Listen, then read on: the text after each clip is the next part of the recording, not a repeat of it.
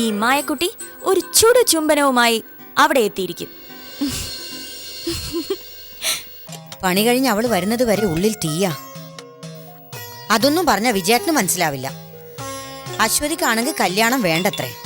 ആയിക്കോട്ടെ, കൊച്ചുകുട്ടിയൊന്നും അല്ലല്ലോ അവള് തല്ലി അനുസരിപ്പിക്കാൻ. മായക്കും കല്യാണപ്രായമായി. കൊള്ളാവുന്ന ഒരിടത്തേക്ക് പറഞ്ഞേക്കണെങ്കിലേ ചുരുങ്ങിയത് 30 പവനെങ്കിലും വേണം. ആരോട് പറയാൻ എന്റെ വിഷമങ്ങള്?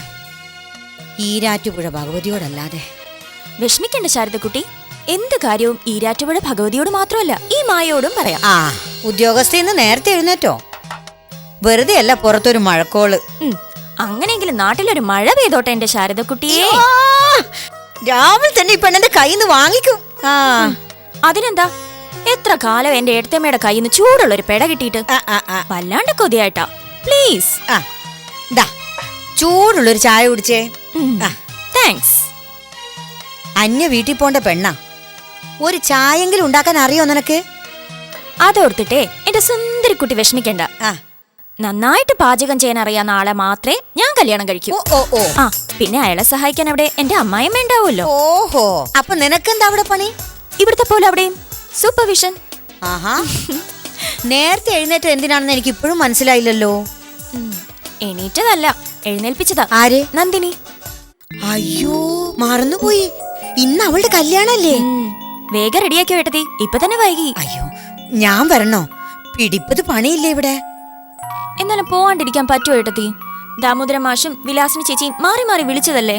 അയ്യോ, പിന്നെ നന്ദിനി, അവള് വഴക്കിന് വരില്ലേ? ഏട്ടനും അശ്വതിക്കും ചായ കൊടുത്തിട്ട് വാ. അപ്പോഴേക്കും ഞാൻ പശുവിന് തീറ്റ കൊടുക്കട്ടെ. മിണ്ടാപ്രാണിയല്ലേ മോളെ, പട്ടിണിക്കിടാൻ പറ്റുമോ? അപ്പൊ ഈ ചായ മിണ്ടുന്ന 2 പ്രാണികൾക്ക് കൊടുത്തിട്ട് വേഗം വന്നേക്കാം ഞാൻ.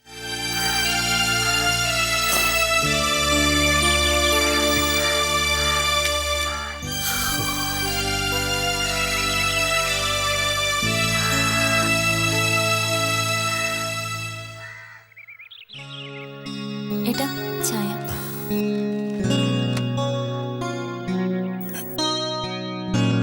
ഇന്നല്ലേ നന്ദിനിയുടെ കല്യാണം? നീ പോണില്ലേ? ഉണ്ട്. ആ, ശാരദയെ കൂടി കൊണ്ടുപോയിക്കോ. വരുമെങ്കിൽ അശ്വതയെ കൂടി വിളിച്ചോ. അപ്പൊ ഏട്ടനോ? ഇന്ന് ചന്തയിൽ പോണ്ട ദിവസാ. കടയിലാണെങ്കിൽ സാധനങ്ങളൊക്കെ തീർന്നു. എല്ലാരും പോണോന്നില്ലല്ലോ. മാഷിക്കറിയാം എന്റെ കാര്യം.